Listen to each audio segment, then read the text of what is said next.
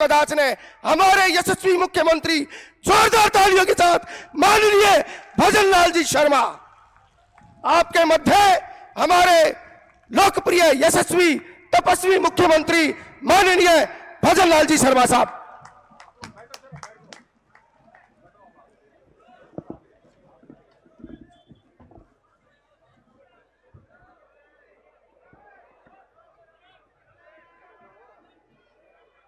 बोलिए भारत माता की, भारत माता की, भारत माता के। गोगा जी महाराज की, तेजा जी महाराज की। आज के इस चूरू लोकसभा के प्रत्याशी देवेंद्र झाझड़िया जी की इस भादरा की सभा में हमारे बीच में हमारे अपने ही, जिनको आपने अभी सुना, ऐसे हमारे विधायक भाई संजीव बेनीवाल जी,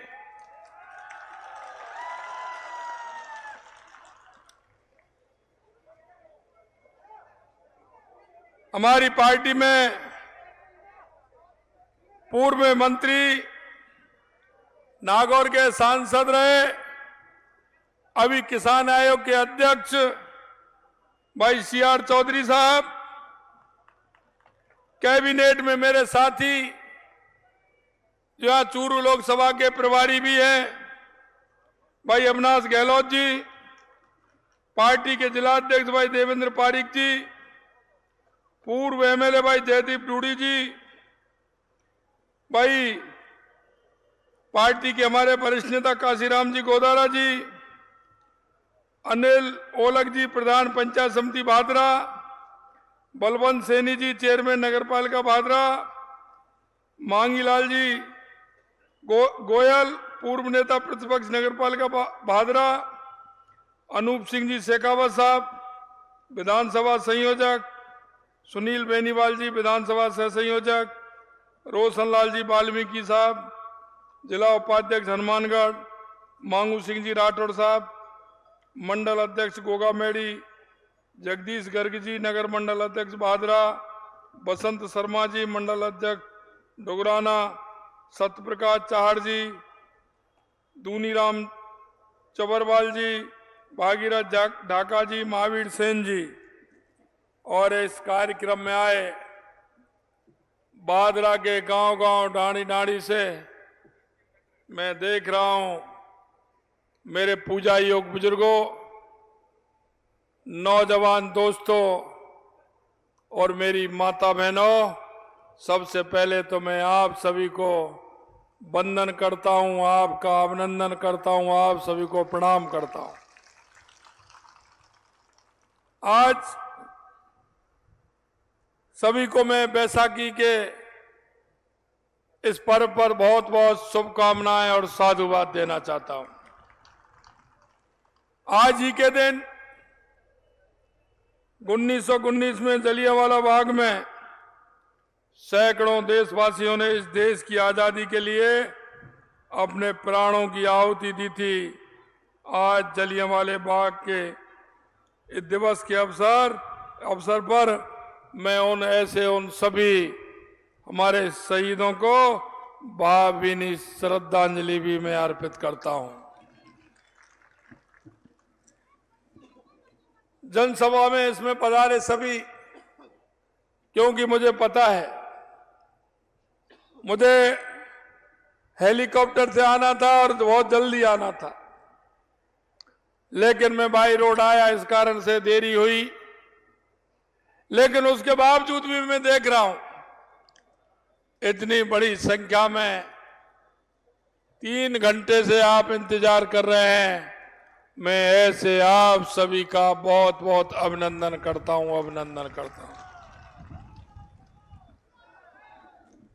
ये भादरा की जमीन, ये जवान की और किसान की जमीन है। यहां का किसान जमीन का सीना चीर करके देश के लोगों को अन्न खिलाने का काम करता है। और यहां का जवान 50 डिग्री टेम्परेचर में और -डिग्री टेम्परेचर में देश की सीमाओं पर देश की रक्षा करता है। ऐसी भूमि को मैं नमन करता हूं, वंदन करता हूं। यहां पूर्व सैनिक बहुत हैं और पूर्व सैनिक की मांग 1 रैंक 1 पेंशन की मैं आपसे कहना चाहता हूं, इतने दिन की मांग देश के यशस्वी प्रधानमंत्री नरेंद्र मोदी जी ने हमारे उन सैनिकों के 1 रैंक 1 पेंशन की मांग को पूरा किया, क्योंकि यह सैनिकों की भूमि है। मैं आपसे कहना चाहता हूं मित्रों, 2014 के बाद देश के यशस्वी प्रधानमंत्री नरेंद्र मोदी जी ने इस देश में परिवर्तन लाने का काम किया है, परिवर्तन लाने का काम किया है। आप अपने आप में महसूस करते होंगे कि 2014 से पहले देश की स्थिति क्या थी, देश किन परिस्थितियों से गुजर रहा था। लेकिन 2014 के बाद आपने परिवर्तन देखा होगा। 2014 से पहले देश के अंदर आतंकी आते थे, कई भीड़ भाड़ वाले इलाके में, बस स्टैंड पर, रेलवे स्टेशन पर बम फोड़ करके चले जाते थे। अरे यहां तक कि सैनिकों के सिर काट करके भी ले जाते थे। यह 2014 से पहले होता था, 2014 से पहले होता था। मैं आपको बताना चाहता हूं, 2014 के बाद कोई ऐसी घटना हुई है क्या? अरे 2014 के बाद कोई घटना हुई है क्या? अरे 2014 के शुरू में घटना हुई, लेकिन अंदर घुस करके मारने का काम किया कि नहीं किया? अंदर घुस के मारने का काम किया कि नहीं किया? यह मोदी जी की सरकार है, यह मोदी युग है। उन्होंने अंदर घुस करके मारने का काम भी किया। आप देखते थे 2014 से पहले आए दिन भ्रष्टाचार की नई इबादत लिखी जाती थी। आए दिन भ्रष्टाचार होते थे, बड़े पैमाने पर भ्रष्टाचार होते थे, लाखों करोड़ों रुपए के भ्रष्टाचार होते थे। और उन भ्रष्टाचारों की स्थिति ऐसी हो गई थी कि आए दिन जनता ये कहती थी, जो राष्ट्रवादी लोग थे, देश से प्रेम करते थे, वो सोचने को मजबूर हो गए थे कि आखिरकार इस देश का क्या होने वाला है। ये तो भ्रष्टाचारी देश बन गया है। मैं आपसे कहना चाहता हूं मित्रों, भ्रष्टाचार को जन्म देने वाली ये कांग्रेस की सरकार है, कांग्रेस की सरकार है। मैं आपसे एक बात और पूछना चाहता हूं, इस देश और प्रदेश के अंदर अगर सबसे ज्यादा राज किया है तो कांग्रेस ने किया है। लेकिन आज भी 7 दशक आजादी को हो गए, 7 दशक से ज्यादा हो गए, लेकिन आज भी गांव का व्यक्ति शिक्षा, चिकित्सा, बिजली, पानी, सड़क 70 दशक बाद भी उससे दूर है, उससे दूर है। मित्रों, हम पूछना चाहते हैं कि 70 साल में सबसे ज्यादा राज करने वाली इस कांग्रेस ने देश के अंदर जाति और धर्म में बांटने के अलावा, भ्रष्टाचार के अलावा, तुष्टीकरण के अलावा इसने इस देश को कुछ नहीं दिया। हमेशा इन्होंने गरीबी हटाओ का नारा दिया था और आज भी गरीबी हटाओ का नारा दे रहे हैं। लेकिन मैं आपसे कहना चाहता हूं कि कभी इनका गरीब से वास्ता नहीं रहा, कभी इनका गरीब से वास्ता नहीं रहा। सिर्फ गरीबी का नारा देने का काम कांग्रेस की सरकार ने किया।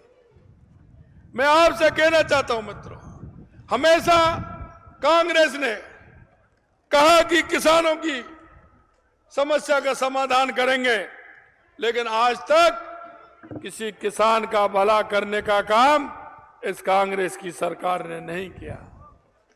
मैं आपसे निवेदन करना चाहता हूं मेरे भाई और बहनों, 2014 के बाद गरीब कल्याण से लेकर के देश के विकास से लेकर के देश की सीमाओं की सुरक्षा से लेकर के और दुनिया में भारत के सम्मान से लेकर के अगर कोई काम किया है तो देश के यशस्वी प्रधानमंत्री नरेंद्र मोदी जी ने किया है। मैं आपको बताना चाहता हूं, मैं आपसे कहना चाहता हूं, हमारी सरकार को अभी लगभग 4 महीने होने वाले हैं, लेकिन हम आपसे कहना चाहते हैं, हम आपके बीच में संकल्प पत्र लेकर के आए थे, हमारा घोषणा पत्र हम आपके बीच में लेकर के आए थे। हमारा घोषणा पत्र हमने 90 दिन के अंदर 45% पूरा करने का काम किया है, 45% पूरा करने का काम किया है। मैं आपसे इसलिए कहना चाहता हूं मित्रों कि इस कांग्रेस ने राजनीतिक दल और राजनेताओं को भी स्थिति ऐसी कर दी है कि जनता राजनेताओं से और राजनीतिक दलों से घृणा करने लग गई थी, क्योंकि इनकी कथनी और करनी में अंतर था। और जिसकी कथनी में और करनी में अंतर होता है, लोग उसका विश्वास करते हैं क्या? अरे लोग उसका विश्वास करते हैं क्या? कोई विश्वास करता है क्या? मैं आपसे यही कहना चाहता हूं मित्रों, भारतीय जनता पार्टी है, हमारे देश के यशस्वी प्रधानमंत्री नरेंद्र मोदी जी हैं, वो कहते हैं वो करते हैं, और करते हैं वो ही कहते हैं, और यही नहीं गारंटी भी देते हैं। गारंटी यानी कि पूरा होने की भी गारंटी देते हैं, तो देश के यशस्वी प्रधानमंत्री नरेंद्र मोदी जी देते हैं। मैं आपसे निवेदन करना चाहता हूं, हमने आपके सामने हमारे घोषणा पत्र में कहा था, क्योंकि कांग्रेस की उस सरकार ने हमारे किसानों के उन बेटों के सपनों को चूर चूर करने का काम किया। हमारे किसान भाई किस तरह से पैसा लाते हैं, अपने बच्चे को पढ़ाते हैं। अरे वो किसान जब जाता है पैसे लेने के लिए किसी के पास, रात के अंधेरे में जाता है और वो सूद पर ब्याज पर पैसे लेकर के आता है, अपने बच्चे को पढ़ाता है और बच्चे को पढ़ाता है। बच्चा भी कहता है, उसका बेटा कहता है कि आप मुझे पढ़ाइए, मैं नंबर ला करके बताऊंगा, पेपर में परीक्षा दे रहा हूं, मैं नंबर लेके आऊंगा। पिता को भी विश्वास होता है, पुत्र भी विश्वास दिलाता है, लेकिन जैसे ही पेपर लीक होता है, पिता और पुत्र दोनों के सपने चूर चूर हो जाते हैं। मैं आपसे कहना चाहता हूं, इस किसान की पीड़ा को कौन समझेगा? अरे किसान की पीड़ा को वो समझेगा जो किसान से जिसका नाता होगा। हमारे देश के यशस्वी प्रधानमंत्री नरेंद्र मोदी जी गरीबी से निकल करके आए, वो गरीब की पीड़ा को जानते हैं। मैं मित्रों कहना चाहता हूं, उस युवाओं के सपने का रौंदने का जिन्होंने काम किया, जिन युवाओं के आंखों में आंसू लाने का जिन्होंने काम किया है, हमारी सरकार ने कहा था कि हम एसआईटी गठित करेंगे और हम किसी को छोड़ने वाले नहीं हैं। हमने 85 लोगों को गिरफ्तार भी किया है, और ये तो वो थे जो नकल करने वाले थे, पेपर लिए थे, जुगाड़ करके पेपर लिया, नकल करके पास हो गए। अभी शोरूम वाले दूर हैं, अभी शोरूम वाले दूर हैं, जिन्होंने उन युवाओं के सपनों को चूर चूर करने का काम किया। मैं आपके बीच में कहना चाहता हूं, एक को भी छोड़ने वाले नहीं है, चाहे कितना भी बड़ा आदमी हो, कितना भी बड़ा आदमी। हमने आपसे कहा था, क्योंकि हरियाणा से लेकर के, उत्तर प्रदेश से लेकर के, मध्य प्रदेश से लेकर के, गुजरात से लेकर के भारतीय जनता पार्टी की सरकार थी। मां की किसी भी गैंगस्टर को उनमें घुसने की इजाजत नहीं थी और दम भी नहीं थी। राजस्थान में कांग्रेस का शासन था, वो गैंगस्टर आते थे, व्यापारी को धमकाते थे, हमारे किसी भाई को धमकाते थे, कहीं गोली चला के चले जाते थे तो कहीं मर्डर करके चले जाते थे। हमने कहा कि हमारे राजस्थान में गैंगस्टर की एंट्री नहीं होगी। हमने एंटी गैंगस्टर फोर्स बना करके हमने कहा कि राजस्थान में गैंगस्टर आएगा नहीं, और आएगा तो जाएगा नहीं। हमने आपको विश्वास दिलाया था। हमारे किसी भी व्यापारी को अगर धमकी देता है तो उस व्यापारी से कहा कि तुम्हारा नंबर भी नहीं बताएंगे, हमारे नंबर पर फोन करिए, जहां भी दुनिया के अंदर होगा उसको खींच करके सलाखों के पीछे करेंगे। हमने आपसे वायदा किया था और वो भी वायदा हमने आपका पूरा किया। हमने आपसे कहा था कि किसानों की सम्मान निधि बढ़ाने का काम करेंगे। 6,000 रुपए हमारे देश के यशस्वी प्रधानमंत्री नरेंद्र मोदी जी देते थे। हमने आपसे कहा कि हम 12,000 रुपए देंगे। पहली कैबिनेट में पहली किस्त के रूप में हमने राजस्थान के किसान को 2,000 रुपए बढ़ा करके 8,000 रुपए करने का काम हमारी सरकार ने किया है। और यही नहीं किया, इस कांग्रेस की सरकार ने, जो किसान हमारे बुजुर्ग हैं उनका देवसान हो जाता है, हमने कहा उनके पुत्र और पुत्रियों के लिए नामांतरण चढ़ाइए। आपका क्या जाता है वो सूची हमारी केंद्र की सरकार को भेजिए।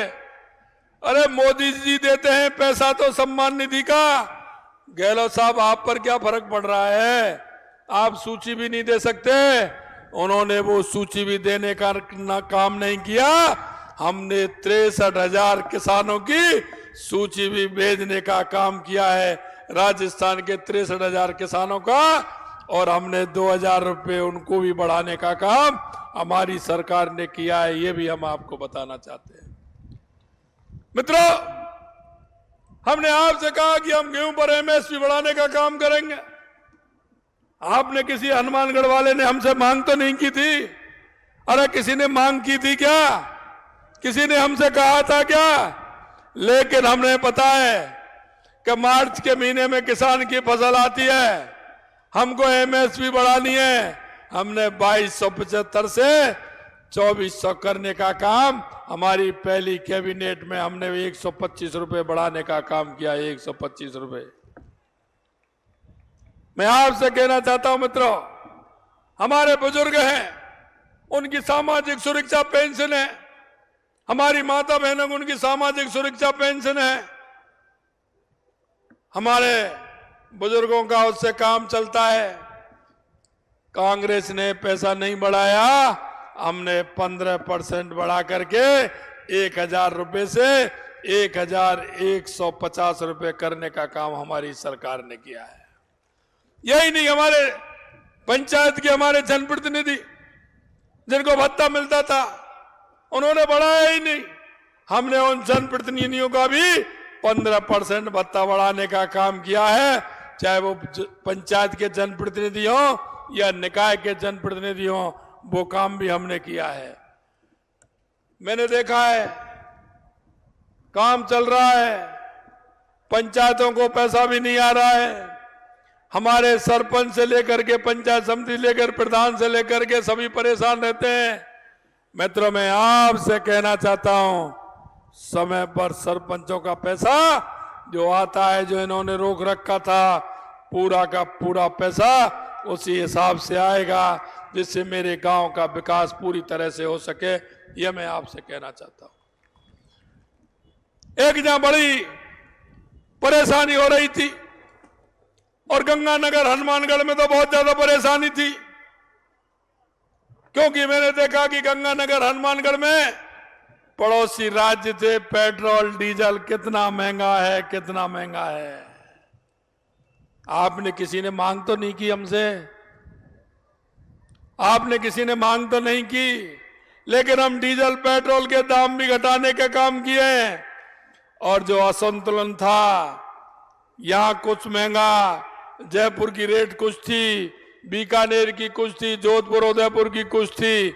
मैं आपको कहना चाहता हूं, वो काम भी हमने किया, और सबसे ज्यादा उसका फायदा गंगानगर और हनुमानगढ़ के किसानों को फायदा हुआ, यहाँ की जनता को फायदा हुआ।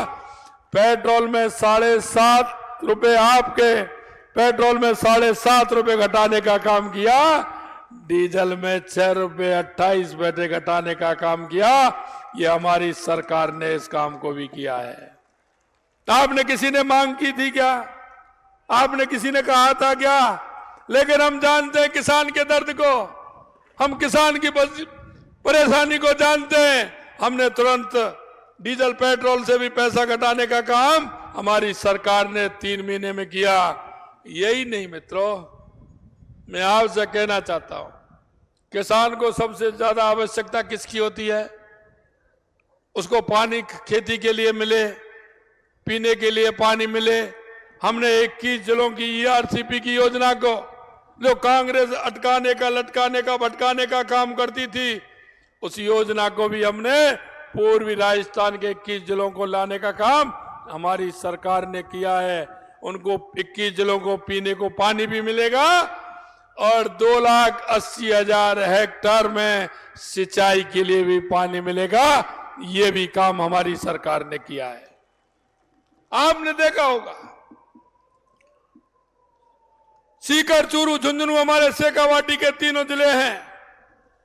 यमुना समझौता का मांग बहुत लंबे समय से चल रही थी, लेकिन कहते थे कि साहब हरियाणा वाले तो हाथ ही नहीं रखने देते हैं, वो तो पानी की बात करते हैं तो बात ही नहीं करते हैं।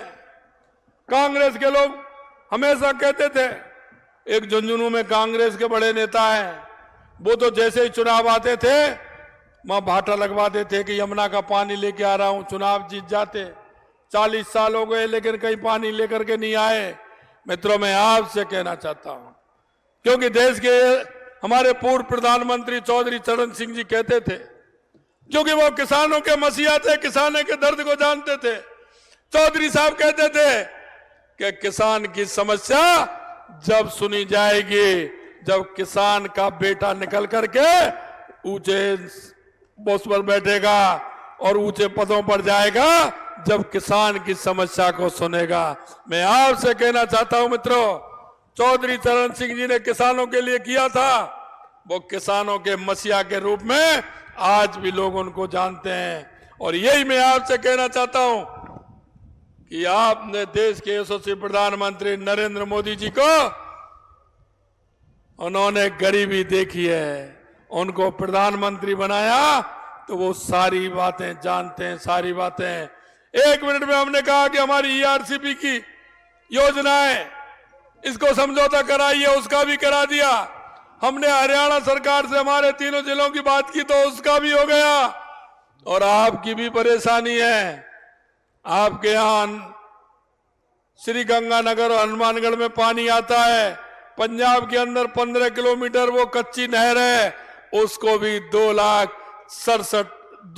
267 करोड़ रुपए उसके लिए भी मंजूर किए हैं कि जिससे पानी की दिक्कत नहीं हो, आपके यहां भी वो पानी आ जाए। मुझे पता है संजीव जी मेरे पास आते हैं, भादरा के पानी के बारे में मेरे से चर्चा करते हैं।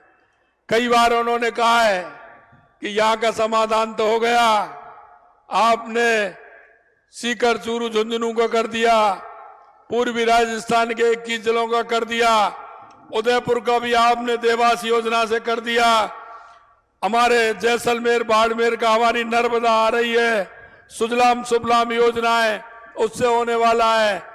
मेरे इस भादरा का भी करिए। मित्रों, मैं आपसे कहना चाहता हूं, भादरा का भी पानी की व्यवस्था की जाएगी, भादरा की भी, क्योंकि हम जानते हैं किसान हमारा खेत पर जाता है तो पहले पानी की बोतल साथ में लेकर के जाता है। हम जब प्लॉट बनाते हैं, मकान बनाते हैं, तो सबसे पहले पानी की आवश्यकता होती है, हमारे को सबसे पहले पानी की आवश्यकता होती है। और मैं यही कहना चाहता हूं मित्रों, अभी तो 3 महीने 90 दिन मौका मिला है हमें काम करने का। हमने जो आपसे वायदे किए थे वो 45% हमने पूरा करने का काम 90 दिन में किया है, 90 दिन में। अभी हमारे पास बहुत सारी योजनाएं, किसानों की सम्मान निधि भी और बढ़ाने का काम है, गेहूं की एमएसपी हमने बढ़ाई है। लेकिन कई बार मेरे से कह रहे हैं कि पहले खरीद इतनी होती थी, पहले अब इतनी होती है। मैं आपसे कहना चाहता हूं मित्रों, ये मुट्ठी भर कॉमरेड कितना करते हैं, कोई भी काम हो। मैं आपको एक कहना चाहता हूं मेरे किसान भाइयों, मैं आपकी समस्या का तो समाधान कर सकता हूं, लेकिन आपके मनों को मैं नहीं समझा सकता, क्योंकि आप देख रहे हैं, उन लोगों को देख रहे हैं, लगातार समस्याओं का समाधान हो रहा है, लेकिन वो ये कह रहे हैं, कोई भी आता है पहुंच जाते हैं कि हमारा ये काम होना चाहिए। अरे भाई, समस्या विहीन समाज तो कभी नहीं हो सकता, समस्या विहीन गांव भी नहीं हो सकता। धीरे धीरे सारी समस्याओं का समाधान होता है, समस्या का समाधान होता है, मन का समाधान नहीं होता। ये कॉमरेड और तो कुछ करते नहीं है, ये सिर्फ 4 लोग इकट्ठे होते हैं, कहीं ना कहीं हल्ला मचाते हैं। कहीं ना किसी तरह से धन्यवाद देना चाहता हूं संजीव जी बेनीवाल साहब को कि उन्होंने यहां से पूरी तरह से साफ कर दिया, पूरी तरह से साफ कर दिया। मैं आपसे यही कहना चाहता हूं, हमेशा कांग्रेस की नीयत में फर्क रहा है, नीति और नीयत उसकी ठीक नहीं थी, नहीं तो उसका आप देखते रहे, पंचायत से लेकर पार्लियामेंट तक उसका डंका बोलता था। जनता समझ गई कि सिर्फ झूठ और लूट की कहानी कांग्रेस के पास है, झूठ और लूट की कहानी है। मैं आपसे यही कहना चाहता हूं मित्रों, क्योंकि हमारे देश के यशस्वी प्रधानमंत्री नरेंद्र मोदी जी गारंटी देते हैं, और वो भी पूरा होने की गारंटी। मैं आपसे यही कहना चाहता हूं, आपने लगातार 2014 और 2019 में 25 की 25 सीट दी है आपने, 14 में दी है, 19 में भी दी है। मुझे भरोसा है इस बार भी आप 25 की 25 सीट देने वाले हैं। लेकिन मैं आपसे यह कहना चाहता हूं मित्रों, अब की बार मार्जिन बड़ा होगा, मार्जिन बड़ा होगा, यह हमें ध्यान करना है। तीसरी बार देश के यशस्वी प्रधानमंत्री नरेंद्र मोदी जी को तीसरी बार प्रधानमंत्री बनाना है, तो हमको एक जज्बा लेना पड़ेगा, और वो ये लेना पड़ेगा कि अब की बार मार्जिन बड़ा होगा। एक भी बूथ ऐसा नहीं होगा जहां कमल का फूल नहीं खिलेगा, और कोई भी लोकसभा ऐसी नहीं होगी जहां 5 लाख से कम वोटों से जीतने वाली हो, 5 लाख वोटों से जीतने वाली हो। क्योंकि मुझे पता है देश के यशस्वी प्रधानमंत्री नरेंद्र मोदी जी की राष्ट्रभक्ति पर कोई प्रश्न चिन्ह नहीं लगा सकता, उनकी ईमानदारी पर कोई प्रश्न चिन्ह नहीं लगा सकता।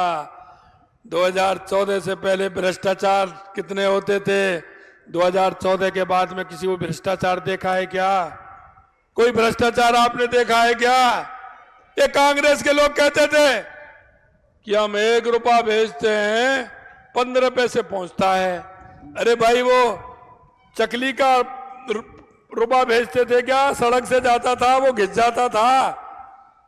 वो चकली का आता, सड़क से आता था, वो घिस घिस के 15 पैसे रह जाता था। मैं आपको कहना चाहता हूं, देश के यशस्वी प्रधानमंत्री नरेंद्र मोदी जी ने बैंक में सभी गरीब भाइयों के खाता खुलवा करके 100 का 100 रुपया उनके खाते में जाता है, खाते में जाता है।